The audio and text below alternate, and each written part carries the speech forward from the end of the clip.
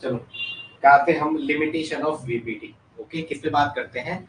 Limitation of valence bond theory. किस पे बात करते हैं कि वैलेंस बॉन्ड थ्योरी की लिमिटेशन क्या है। एक सेकंड ना, थोड़ा स्टार्ट होने देंगे, बच्चों को आने दो, एक second.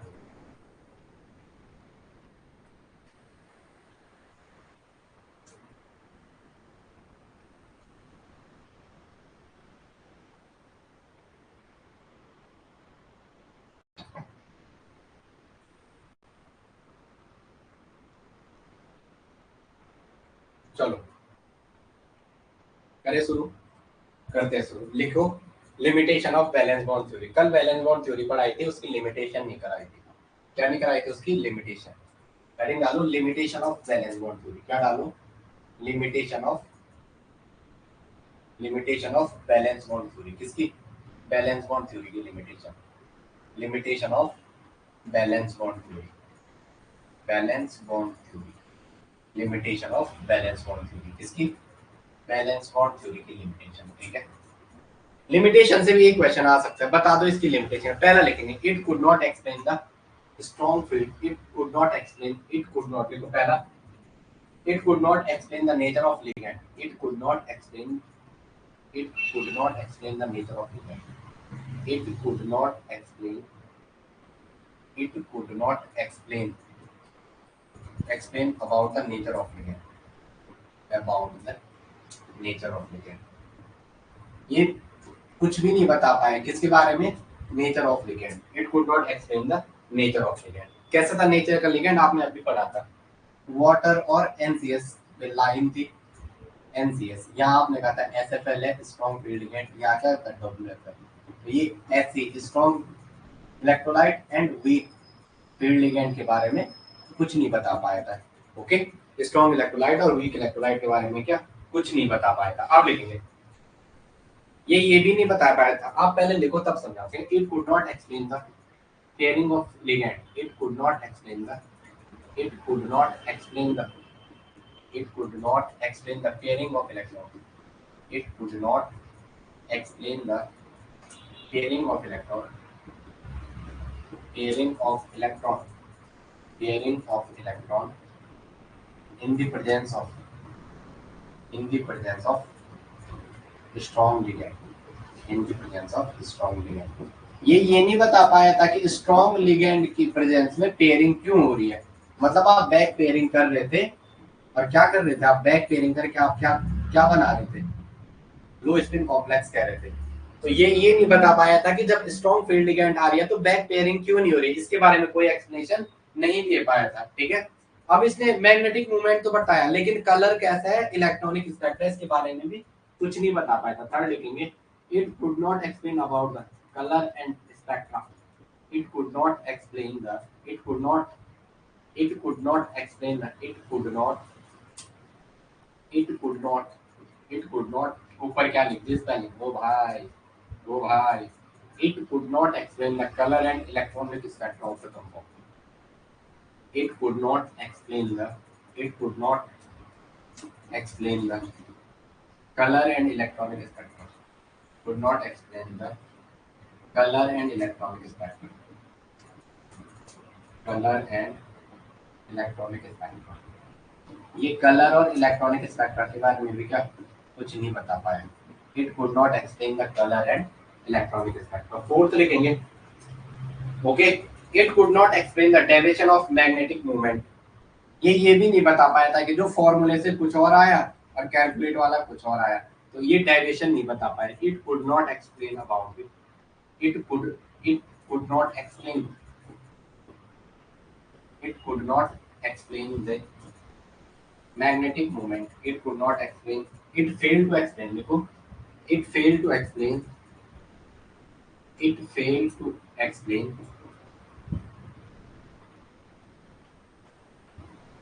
it failed to explain the, it failed to it could not explain about the deviation, it could not, it could not explain about, it could not explain the deviation of, explain the deviation of, explain the deviation of magnetic moment, deviation of magnetic moment, deviation of magnetic moment, from calculated and observed value, calculated from calcu from calculated to observable, calculated to observe, calculated to observe। ये calculated और observe के बारे में भी कुछ नहीं बता पाए। पहले कोई इस could not explain the nature of ligand, ये नेचर ऑफ लिगैंड के बारे में बताया। It could not explain the pairing of electron in presence of strong field, ये स्ट्रांग फील्ड की प्रेजेंस में पेयरिंग क्यों करा रहे हैं इसके बारे में बताया। ये इसके बारे में कलर और इलेक्ट्रॉनिक स्पेक्ट्रा की इसका ट्रांजिशन मेटल कैसा कलर देगा इसके बारे में भी नहीं बता पाया।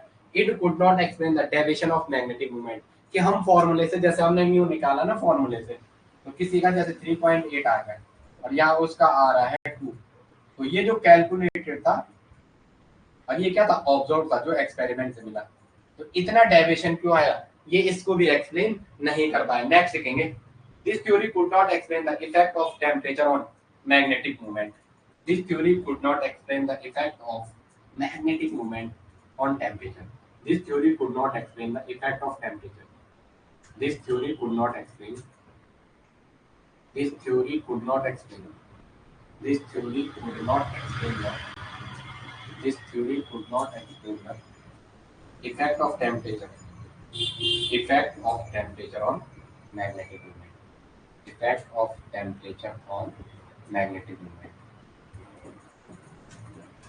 on magnetic movement। ठीक है, ये थ्योरी इसके बारे में कुछ नहीं बता पाया कि टेम्परेचर का इफेक्ट मैग्नेटिक मूवमेंट पे क्या है, इसके बारे में भी कुछ नहीं बता पाया। And this theory finally जो यहाँ से फेल हुई थी, this theory could not explain the structure of, this theory could not explain the, this theory, एक सेकंड ना, तो मैं फोन रखा मैंने, आवाज है मेरी बता दो आप। ठीक है आवाज है। This theory could not explain the structure of some complexes, this theory could not explain the structure of, this theory could not explain the structure of, not explain the structure of some complexes, structure of some complexes। कौन कौन से अभी आपने पीछे क्या देखा, जैसे कौन CuNS3 का होल ट्वाइस क्या था, CuNS3 अभी इसी पे फेल हुई थी बीबीटी, अभी निकाली CuNS3 का होल 4 और यहाँ +2, इसके बारे में ये नहीं, कल आपने जो लिखाया था उसके बारे में बात नहीं करते, Cu+2। अब देखेंगे इसका जो एक्चुअल हाइब्रिडाइजेशन होता है, इसका जो एक्चुअल हाइब्रिडाइजेशन 1 2 3 4 5 6 7 8 9 9 ही हो रहा, 11 में से हो गया 9, ये से 9। अब ये ऐसा होता है, ऐसा होता है इसका हाइब्रिडेशन sp2d, इसका हाइब्रिडेशन sp2, 4 में 8 इलेक्ट्रॉन ऐसे आते हैं। कल जो क्या था वो गलत था, अब जो इसका फेल यहाँ पे हुई 1 2 3, अरे p के 3, s का डब्बा छोटा बनाओ,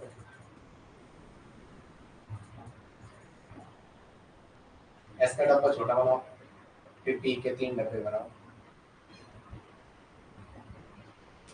आगे 1 2 3 4 5 6 7 8 9, अरे 8 इलेक्ट्रॉन भरने हैं ना,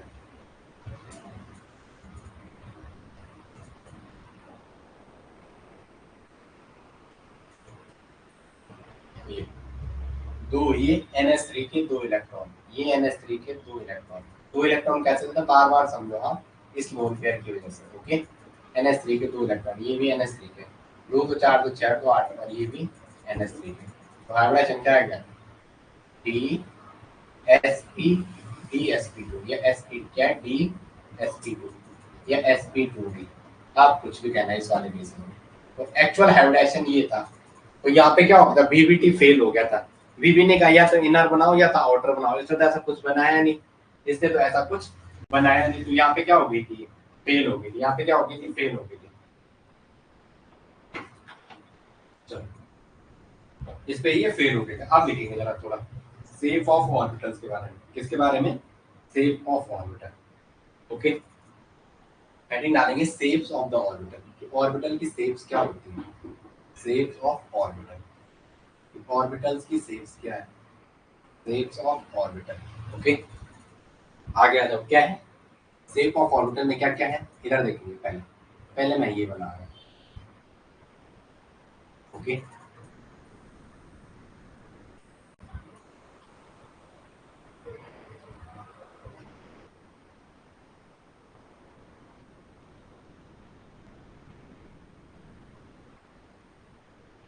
वैसे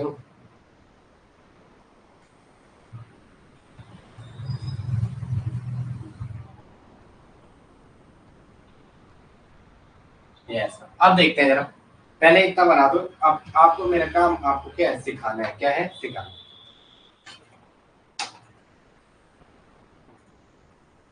ओके,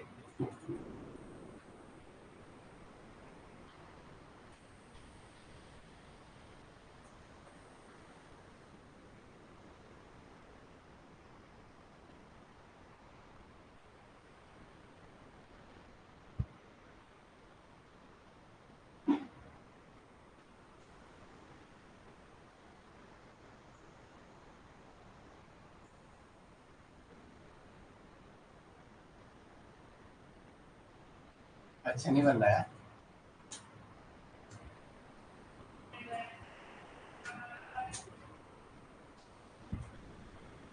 ओके,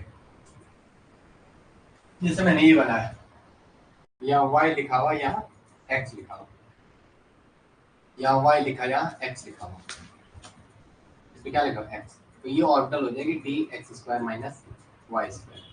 डेंसिटी का है इन बिटवीन द एक्सिस। सारी इलेक्ट्रॉन डेंसिटी का है एक्सिस के बीच में, इधर ध्यान रखो। सारी इलेक्ट्रॉन डेंसिटी का है एक्सिस के बीच में, इन बिटवीन द एक्सिस। सारी इलेक्ट्रॉन डेंसिटी का है इन बिटवीन द एक्सिस। सारी इलेक्ट्रॉन डेंसिटी का all electron density, all electron density in between the axis, in between the axis क्या है, in between the axis. All electron density का in between the axis, तो ये D X square minus Y square. अब मैंने यहाँ x डाला हुआ है, यहाँ y डाला हुआ है, तो ये क्या है डी एक्स वाई, ये क्या है डी एक्स वाई। अब मैंने यहाँ डाला हुआ मैंने x और यहाँ डाला हुआ z, तो ये कौन सी है डी एक्स जेड, ये कौन सी है डी जेड एक्स है, डी एक्स जेड। ओके, आ रहा समझ में, बोलो बोलो।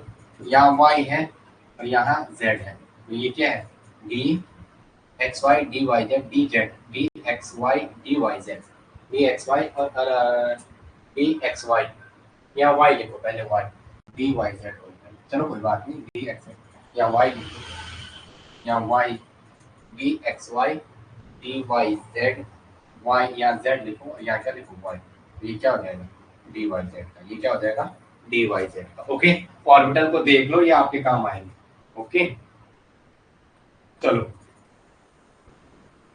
चलो, अब एक वर्ड आता है जीरेड और अनजीरेड। क्या आता है आपके पास, एक वर्ड लिखा हुआ है, इनमें से कौन सी जीरेड है और एक कौन सी अनजीरेड है, एक कौन सी है अनजीरेड, अनजीरेड। मैं आपको ट्रिक लास्ट में बताऊंगा, ठीक है। अनजीरेड, जीरेड और अनजीरेड मैं ट्रिक्स लास्ट से बताऊंगा, बट अभी आप समझो जीरेड क्या होता है, अनजीरेड। जीरेड में सेम इलेक्ट्रॉन डेंसिटी इन फेज होती है। क्या होती है जीरेड में, जीरेड में क्या होती है इलेक्ट्रॉन डेंसिटी जो होगी अपोजिट इन फेज होगी। क्या होगी, जो अपोजिट इलेक्ट्रॉन डेंसिटी होगी इन फेज होगी, और जो अनजीरेड है उसमें इलेक्ट्रॉन डेंसिटी क्या होगी अपोजिट फेज होगी। चलो, मतलब जीरेड में क्या है सेम फेज, इन फेज का मतलब सेम फेज। लिखो पहले हेडिंग डालो जीरेड, क्या डालो जीरेड, जीरेड लिखो इलेक्ट्रॉन डेंसिटी, लिखो क्या लिखो जीरेड में, पहला लिखो orbital having opposite lobe in phase, orbital having opposite lobe, the orbital having opposite lobe in phase, the orbital having, the orbitals having opposite lobe, the orbitals having opposite lobe in phase, the orbital having opposite lobes in phase, the orbital having opposite lobe in phase, मतलब same electron density, same electron density in phase, same electron density, अभी सिखा रहा हूँ, अभी कोई चिंता नहीं है।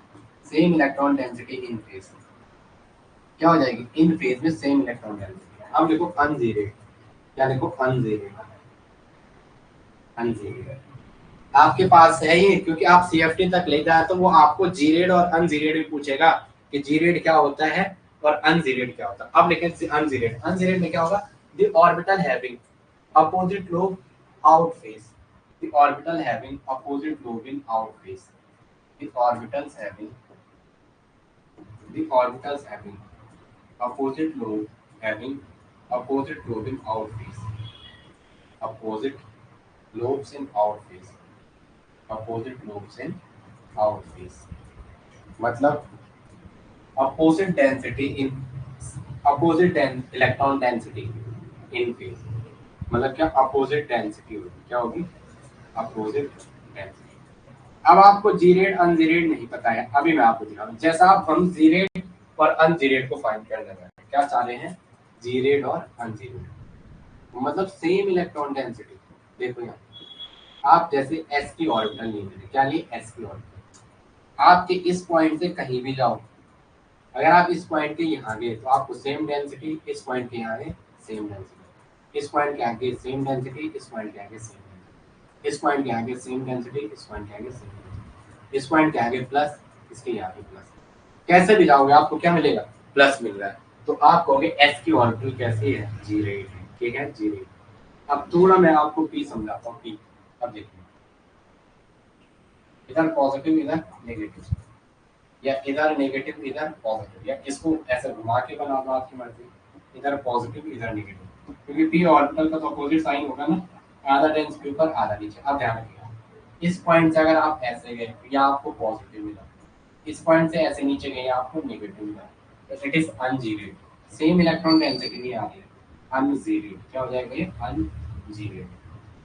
जैसे इसके यहाँ गए नीचे तो आपको प्लस मिला, इस पॉइंट से ऊपर गए यहाँ नेगेटिव मिला, तो क्या हो गया अनजीरेड, क्या हो गया अनजीरेड, क्या हो गया अनजीरेड। अब पीछे आ जाओ, लूप पे आ जाओ। जैसे आपने ये बना, ये लूप अगर प्लस है तो ये प्लस होता है, डी में ये माइनस है तो ये माइनस होता है, ये प्लस है तो ये प्लस होता है, ये माइनस है तो ये माइनस होता है, ये प्लस है तो ये प्लस होगा, ये माइनस है ये माइनस। इस पॉइंट के आप यहाँ गए आपको प्लस मिला, इस पॉइंट से आप पीछे मुड़े आपको प्लस मिला, इस पॉइंट से आगे मिला आपको यहाँ नेगेटिव मिला, इस पॉइंट से यहाँ आगे नेगेटिव मिला, तो सेम इलेक्ट्रॉन डेंसिटी। इसका मतलब डी की ऑर्बिटल क्या होगी, जी रेड होगी, डी की ऑर्बिटल क्या होगी, जी रेड, क्या होगी जी रेड। तो अपन लिख सकते हैं, अपन इसका शॉर्ट बना सकते हैं, क्या बना सकते हैं, इसका एक शॉर्ट बना सकते हैं, S P D F. S की ऑर्बिटल जी रेड होती है, एस की ऑर्बिटल क्या होती है, जी रेड। पी क्या होती है, अनजीरेड, पी क्या होती है अनजीरेड, डी क्या होती है, जीरेड। जीरेड मतलब same electron density, ungeared opposite electron density, same point से कनेक्टेड। अब एफ क्या हो जाएगा, अनजीरेड। एक क्वेश्चन बन सकता है आपको, एफ ऑर्बिटल जीरेड है या अनजीरेड, तो वहां आपको ये चीज आना जरूरी बनता है, वहां क्या बनता है, ये चीज जरूरी बनता है। चलो आगे नेक्स्ट।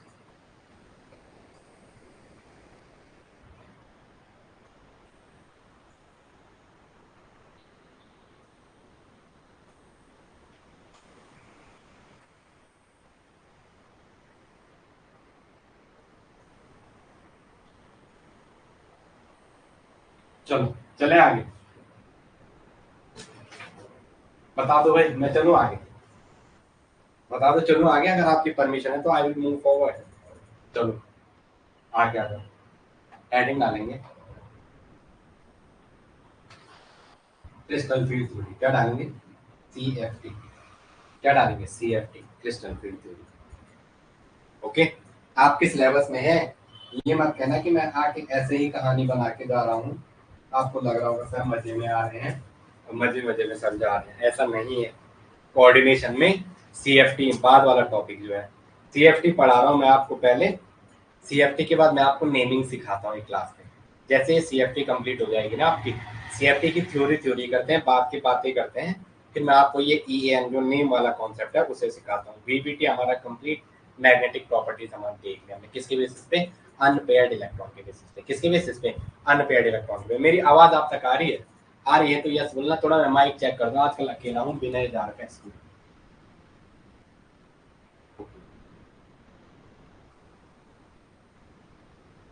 चलो चार्ज है, आगे आ जाओ।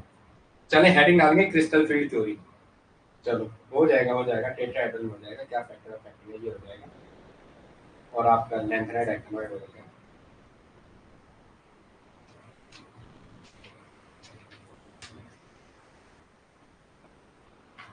कोई बात नहीं, आ गया।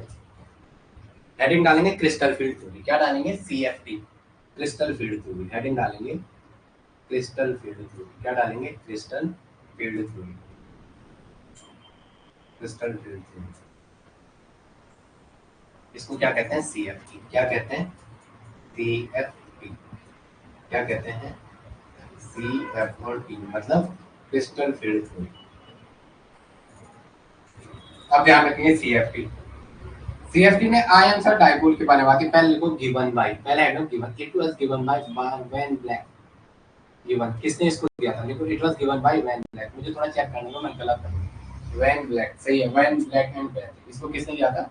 Van Vleck and Bethe. It was given by, it was given, it was given by Van Vleck and Bethe, Van Vleck and Bethe, Van Vleck and Bethe. इसको किसने दिया था? Van Vleck and Bethe. इसे किसने दिया था? Van Vleck and Bethe. लिखेंगे theory, theory इसे लिखेंगे थ्योरी। दिस थ्योरी वाज, ये सेकंड पॉइंट लिखेंगे थ्योरी, ठीक है, थ्योरी लिखेंगे। This theory was applied to ionic crystal. This theory was applied to ionic crystal. This theory was, this theory was, this theory was applied to, this theory was applied to, this theory was applied to ionic crystal.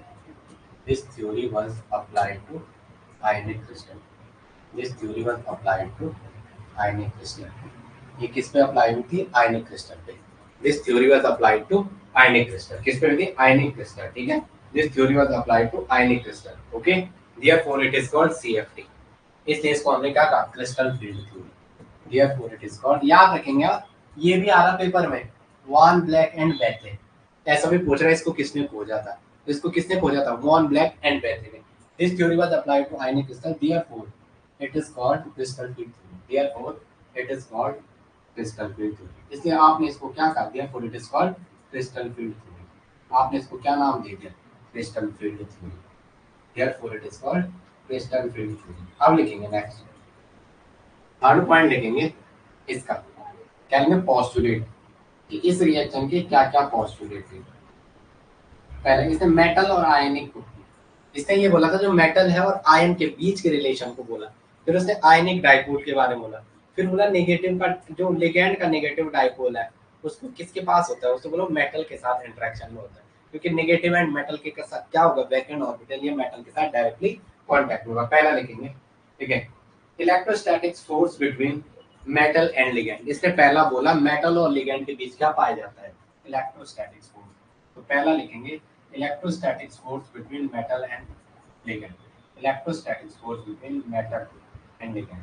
Electrostatics, electrostatics force between, electrostatics force between metal and ligand, between metal and ligand. Metal और ligand के बीच क्या होता है? Electrostatics force of attraction, electrostatics force of attraction between metal and ligand. Second लिखेंगे electrostatics force of attraction between metal and ligand. अब लिखें metal ion ही लिख दो आप, मेटल आयन एंड लिगैंड, कतई बोलेंगे मेटल आयन। अब इसने कहा जो लिगैंड है और जो मेटल है इनके बीच कैसा अट्रैक्शन होगा? सेकंड लिखेंगे there is no covalent bond, no लिखो नो कोवैलेंट बॉन्ड। अगर कोवैलेंट बॉन्ड नहीं होगा, इसने ये बोला अगर कोवैलेंट बॉन्ड नहीं होगा, no covalent bond, there is no overlapping. अगर कोवैलेंट बॉन्ड नहीं होगा तो देयर इज नो ओवरलैपिंग, वहां पे क्या होगा? कोई ओवरलैपिंग नहीं होगा। There is no overlapping. अगर कोवैलेंट बॉन्ड नहीं होगा तो वहां पे क्या होगा?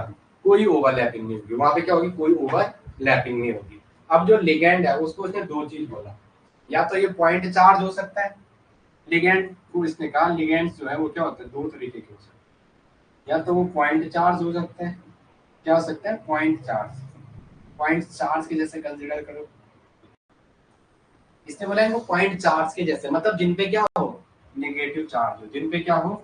नेगेटिव चार्ज हो, जिन पे क्या हो? Negative charge. आपने अभी देखा क्या थे? F माइनस था, OH माइनस था, Al माइनस था, या NH2 माइनस था, या Br माइनस था, कुछ भी को, जिन पे क्या हो? नेगेटिव चार्ज हो, जिन पे क्या हो? Negative charge. तो लिगैंड को या तो पॉइंट चार्ज बोला, पॉइंट चार्ज मतलब जिनके ऊपर नेगेटिव चार्ज हो, या तो क्या कहा पॉइंट डाइपोल, या तो क्या कहा पॉइंट डाइपोल। सेकंड में क्या कहा, या तो वो क्या हो पॉइंट डाइपोल हो, पॉइंट डाइपोल। पॉइंट डाइपोल्स का मतलब वो कैसे होने चाहिए, न्यूट्रल हो। क्या हो, न्यूट्रल। इसका मतलब लोन पेयर हो उनपे, इसका मतलब उनपे क्या हो, लोन पेयर।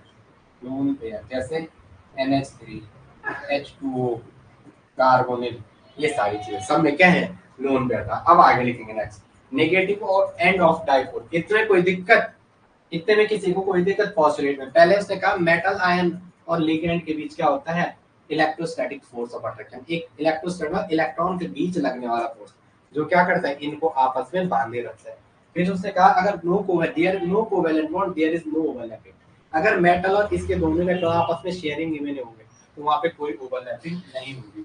जो लिगेंड है वो या तो पॉइंट चार्ज हो सकता है या पॉइंट डाइपोल होता है। जो पॉइंट चार्ज है वो negative charge F minus OH minus NH2 minus Cl minus Br minus. जो पॉइंट डाइपोल है उसे उसने कहा न्यूट्रल कहा। क्या कहा, न्यूट्रल।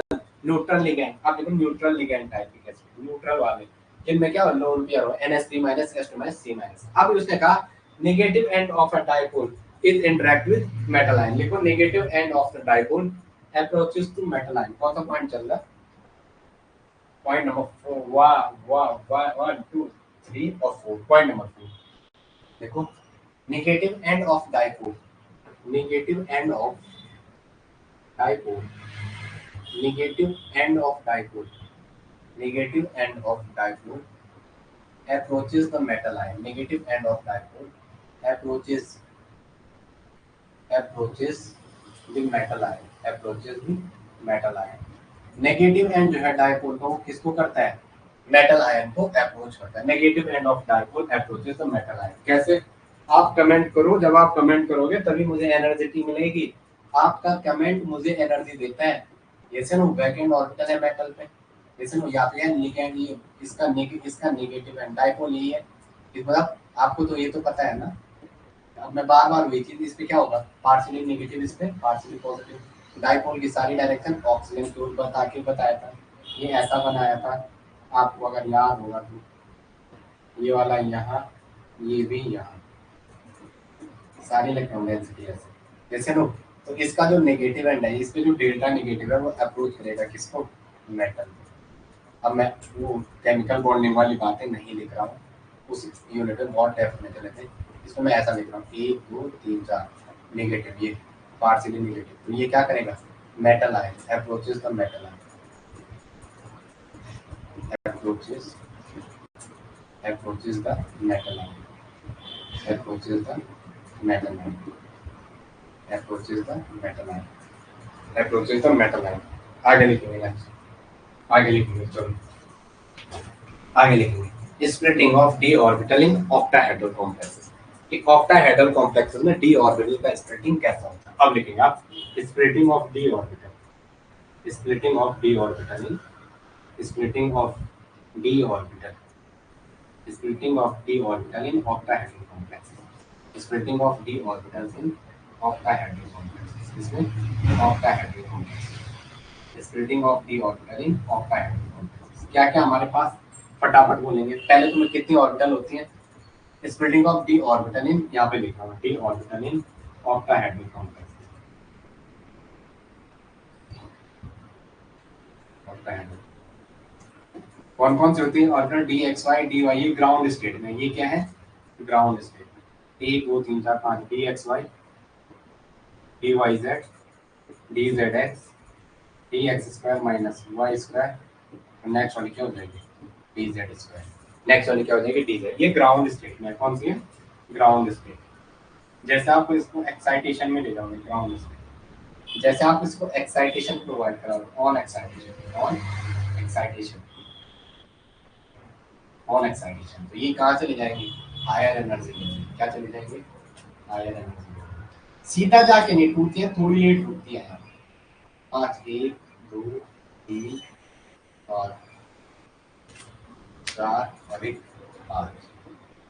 क्या है, D X Y D Y Z और डी जेड एक्स। ये क्या है, D X square minus Y square और ये क्या है, डी जेड स्क्वायर। अब आप जैसे इसकी स्प्लिटिंग करोगे, जैसे आप इसको क्या करोगे, ये एक्साइटेड में क्या तो इसकी स्प्लिटिंग होगी, दो सेट में टूटेंगे। ये क्या होगा, दो सेट में टूटेंगे, दो सेट में ब्रेक होगा। नीचे तीन ऑर्बिटल आएंगे, नीचे क्या आएंगे, नीचे वाले सेट में लोअर एनर्जी में तीन ऑर्बिटल आएंगे। इसमें क्या आएंगे, तीन ऑर्बिटल आएंगे, D X Y, D Y Z और डी जेड। ऊपर आएगा D X square minus Y square और डी जेड स्क्वायर।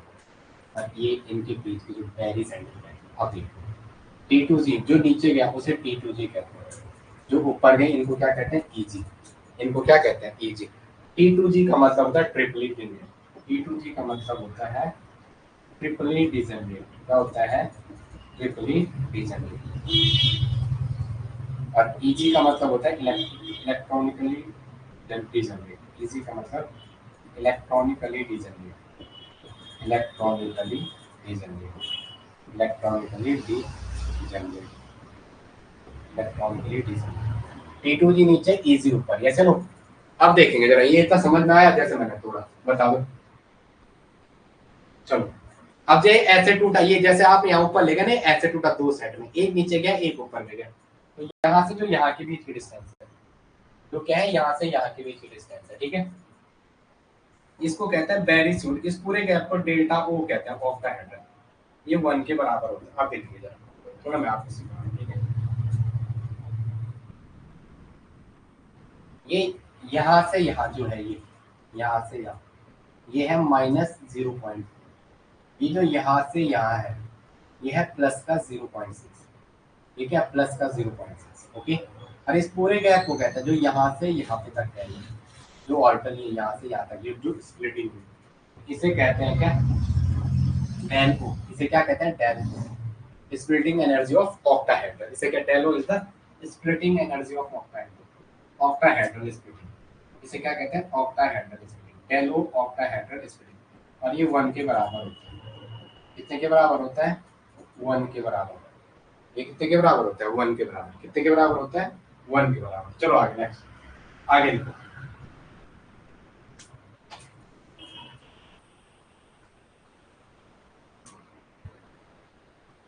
ओके, लिखो। कोई आपको पूछ देगा टी टू जी क्या क्या है, तो आपको कहना है क्या, D X Y, D Y Z और डी जेड एक्स।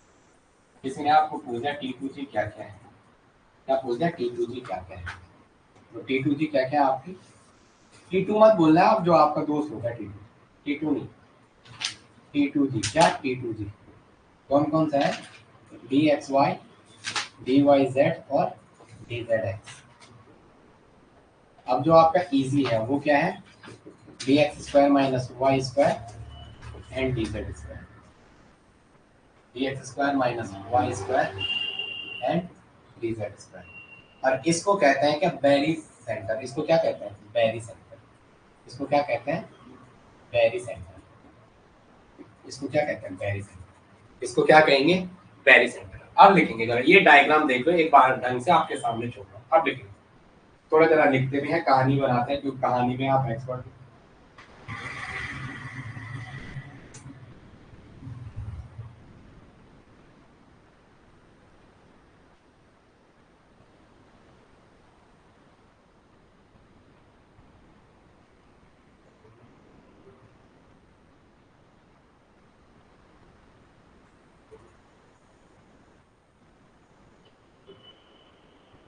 चलो आगे आ जाओ।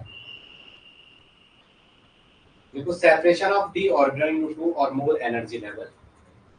सेपरेशन ऑफ टू और मोर एनर्जी, लिखो, the separation of d orbital into two और more energy level. The separation of, दिख रहा है ये कलर कैसा लग रहा है, सही बोलना। दिस सेपरेशन ऑफ, सही लग रहा है, व्हाइट लिखता है। दिस सेपरेशन ऑफ टू और more energy level, this separation of d orbital, this separation of d orbitals into, this separation of d orbital into two or more energy level, two or more, two or more energy level, this separation of d orbital into two or more energy level, two or more energy level is called splitting of d orbital, is called splitting of d orbital। उसे क्या कहते हैं, is called splitting of d orbital, splitting of D orbital, उसे क्या कहते हैं? Splitting of d orbital.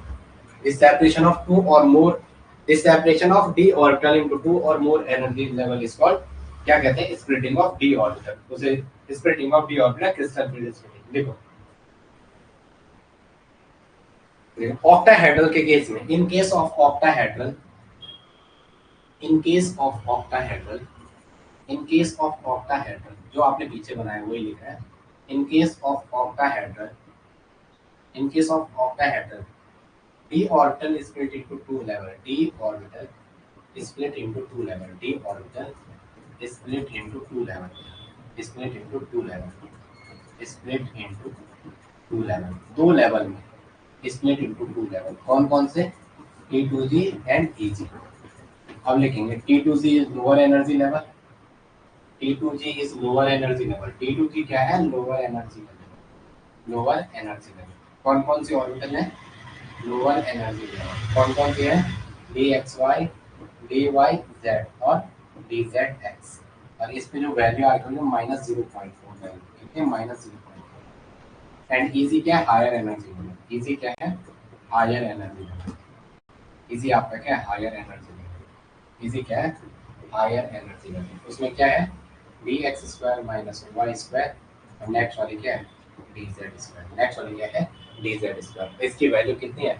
Plus का 0.6 del. अब देखेंगे कैसे हम इसका डेल वो रिजल्टेंट निकालेंगे ना, तो वो क्या आएगा? प्लस के 0.6 और माइनस के 0.4 डेल. तो ये क्या आएगा? टोटल 0.6 माइनस माइनस का प्लस 0.4, तो क्या आ जाएगा? +1 डेल. ये वो क्या आएगा? +1 डेल. अब आगे लिखेंगे नेक्स्ट. अब आगे ये नीचे गिर गया क्या? चलो बताओ. ठीक है, चलो मैं आगे बता दो. आप चलो बोल दो भाई, आगे चल रहा हूं मैं. चलो ओके. कहीं पे अगर लिगेंड लिगेंड पास आ रहे हो तो क्या होगा? वहां पे एनर्जी कम होगी. कि कैसा एक्सप्रेशन बन गया?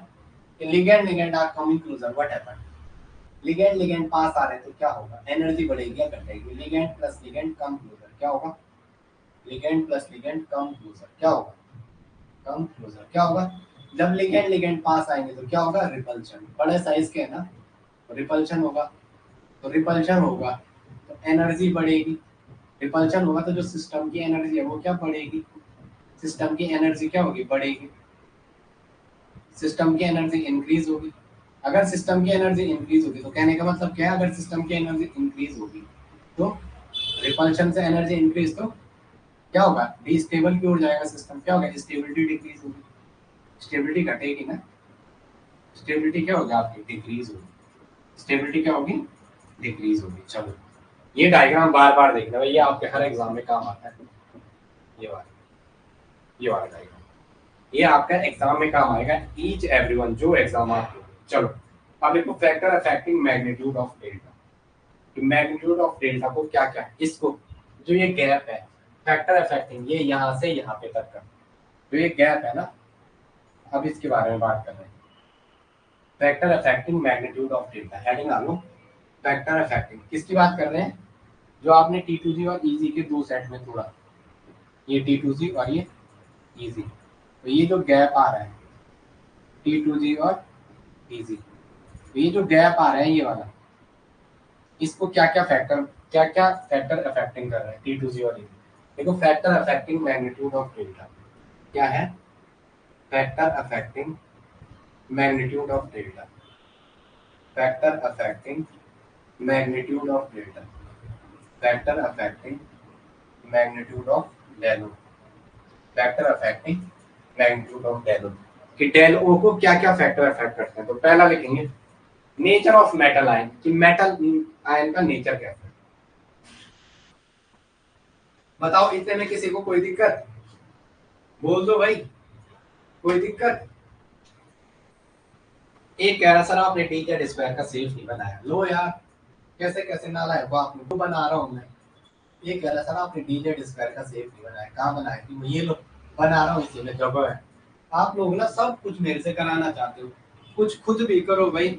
मेरा कोई बोलने वाला नहीं है. लो बना रहा हूँ. चलो ठीक है, आपने बोला तो मुझे बनाना ही पड़ेगा. ये लो, एक कह रहा सर आपने बनाया नहीं, ठीक है मैं नहीं बना रहा हूँ, okay. D Z square, Z axis का लूँ क्या, डी जेड स्क्वायर क्या है, जैसे डी जेड स्क्वायर ऐसा भी बना सकते हो आप, ऐसा नेगेटिव इस पर पॉजिटिव, ओके। ये जेड है, जेड, तो डी जेड स्क्वायर। ये लो, आप मेरे को इतना परेशान करते हो ना, कभी आपने देखा इतनी मेहनत कौन करता है, वो भी आपके लिए इतनी क्लासेस ले रहा हूँ, क्यों ले रहा हूँ, मेरा क्या फायदा है इसमें। थोड़ा मैं कुछ स्लाइड हटा देता हूँ, नहीं देख की स्लाइड पड़ी है, इनको हटा देता हूँ।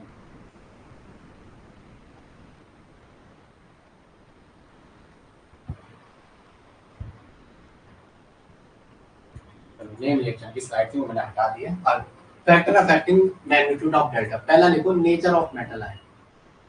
मेटल आयन का नेचर कैसा है, nature of metal ion, okay, nature of metal ion. थोड़ा आराम से सीखेंगे, हौले हौले, ऐसा नहीं भागना है हमें कहीं। पहला लिखो इसमें नेचर ऑफ मेटल आयन में, इसके अंदर एक पॉइंट लिखेंगे। पहला point oxidation state of metal, पहला पॉइंट लिखो ऑक्सीडेशन स्टेट ऑफ मेटल। क्या लिखो, oxidation state of metal, oxidation state of metal. Metal की ऑक्सीडेशन स्टेट क्या है, oxidation state of metal, okay. पहला लिखेंगे मेटल की ऑक्सीडेशन स्टेट क्या है, लिखो higher the oxidation state higher will be delta, higher the oxidation state of metal higher will be delta, higher the oxidation state of metal, higher the oxidation state of metal, higher the oxidation state of metal, higher the oxidation state of metal, higher will be its delta, higher will be its delta, higher will be, higher will be its delta value। उसकी delta value क्या होगी, higher will be its delta value. बोलो यार आप, yes तो बोलो, समझ आ रहा है कि मतलब जिस मेटल आयन पे जितनी ज्यादा ऑक्सीडेशन स्टेट होगी, मतलब जितना प्लस ज्यादा चार्ज है, इसका मतलब उसकी क्या होगी, उसकी क्या होगी, डेल्टा ओ का गैप उतना ज्यादा होगा। Higher the oxidation state higher will be the delta, मतलब वो गैप उतना ज्यादा होगा। चलो जैसे ऐसा लिखा हुआ है CO+3 और CO+2, क्या लिखा हुआ है, CO+3 और CO+2, वाटर लिगैंड जैसे लिखा है, क्या लिखा है, water ligand.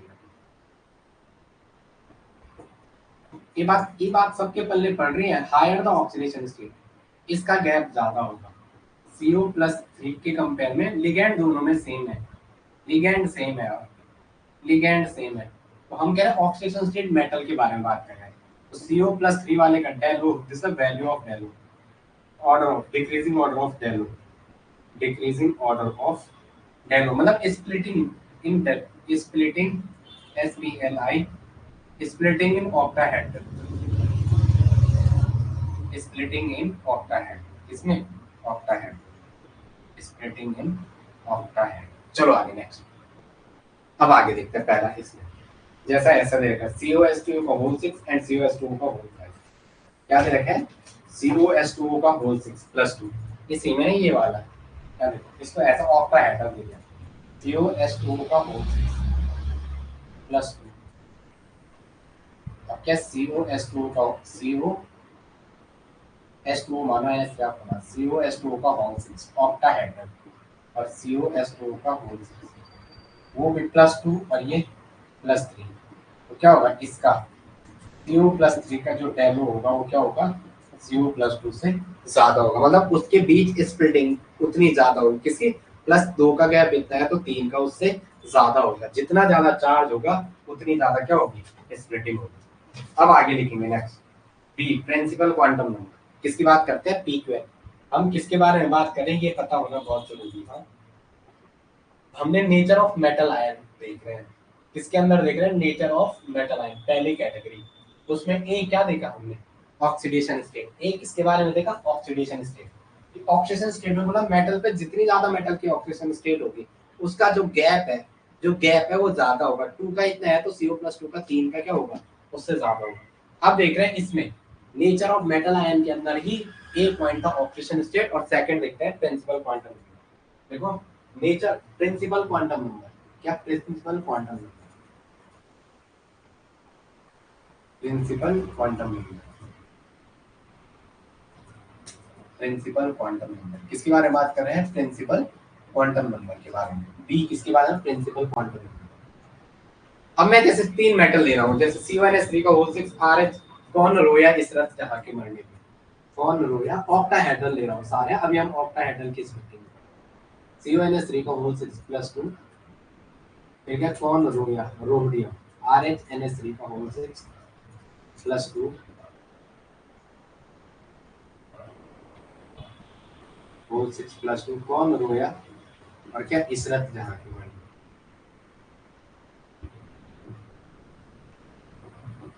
Plus 2, ABC, A B और C, ये तीन चीजें आप हो गई। अब आपको इसमें बताना है होगी कितने हुए, बहुत सारे हाँ हाँ उसी क्वेश्चन वहीं से बन सकते हैं, बीच से थ्योरी वाले भी, थ्योरी नहीं है, क्यों ऑब्जेक्टिव है तो मल्टीपल ऑब्जेक्टिव, ठीक है, जिसका ऑप्शन है। अभी एक सीट वैसे और आ रखी है, एक सेकंड,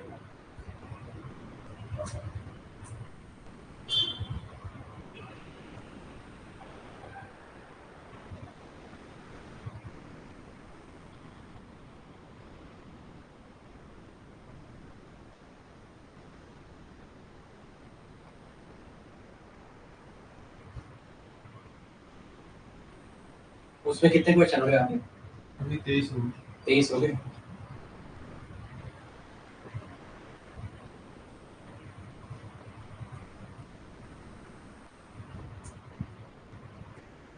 वो पोलराइजेशन एक टॉपिक बचा हुआ है यार इनका भी, वो करना है, चलो आगे लिखेंगे नेक्स्ट, चलो ठीक है। अब मैं एक वैल्यू लिख रहा हूँ, आपको ये नहीं समझाना, मैं एक वैल्यू लिख रहा हूँ इनके सामने, ठीक है। पहले देखो किसमें है सारे, 3 में ले चलो यार, 3 में ले चलो, CO प्लस सारे 3 में ले चलो। अब देखो जरा, मैं आपको इसके सामने एक डाटा लिख रहा हूँ, आपको नहीं करना है, आपको ये डाटा नहीं करना है, ठीक है, ये डाटा नहीं लिखना, CO प्लस 3 RH प्लस 3, और ये भी क्या है, ठीक है, इरिडियम प्लस 3, ये क्या है 3d6, ये क्या है 4d6, और ये क्या है 5d6, ये क्या है 5d6। अब मैं यहाँ वैल्यू लिख रहा हूँ, ये 5d6 है, यहाँ क्या है 2300 3400 4100, यहाँ क्या है 2300 सेंटीमीटर की पावर -1, यहाँ क्या है 34, यहाँ 2300 है, यहाँ 34,000 है, 3400 है 34,000, 34,100, ये 3400 सेंटीमीटर है, और यहाँ क्या है 4800 सेंटीमीटर। अब ध्यान रखेंगे, अब देखेंगे नहीं 4100 4200 4100, अब ध्यान रखिएगा ये सेंटीमीटर में। अब देखो देखो प्रिंसिपल क्वांटम नंबर जैसे ही बढ़ेगा, जैसे आप 3D से 4D में जाएंगे तो गैप एकदम बढ़ जाएगा, 3D से 4D जैसे प्रिंसिपल क्वांटम नंबर बढ़ेगा, ये 3 का था और ये D तो सब में कॉमन था, ये 3 का था, ये 4 का, ये 5 का, इसे प्रिंसिपल क्वांटम नंबर के जो आगे। अगर प्रिंसिपल क्वांटम नंबर बढ़ेगा, देखो एक line, if PQN, if principal quantum number increases, gap of CFT increases, gap of CFT का गैप भी क्या होगा, बढ़ेगा। 3D से 4D में जाने पे क्या है, 3D से जैसे आप 4D में गए, जैसे आप किससे गए 3D से 4D में जाने पे, ये गैप क्या बढ़ता है 30 से 40%, क्या बढ़ता है 30 से 40%, और 4D से 5D में जाने पे 30 से 40%। जैसे आप 3D से 4D में मूव गए, दूसरी पेन से लिखा, जैसे आप 3D से 4D में गए और 4D से 5D में गए, तो डेल O का जो गैप है वो 30 से 40%, 30 से 40-50% बढ़ता है। और जैसे आप 4D से 5D में जाओगे तो ये डेल O का जो गैप है, जो क्या है डेल O का गैप है, जो डेल O गैप है वो क्या हो जाएगा 30 से 50% इंक्रीज हो जाएगा, क्या हो जाएगा 30 से 50% इंक्रीज हो जाएगा। चलो बताओ भाई, ओके, चलो फिर मैं बाद में मिलता हूँ आपको, आप लोग इतना करो, ठीक है। इसमें कोई दिक्कत है तो मुझे बताना, मैं नेक्स्ट क्लास में मिलता हूँ आपको, तब तक के लिए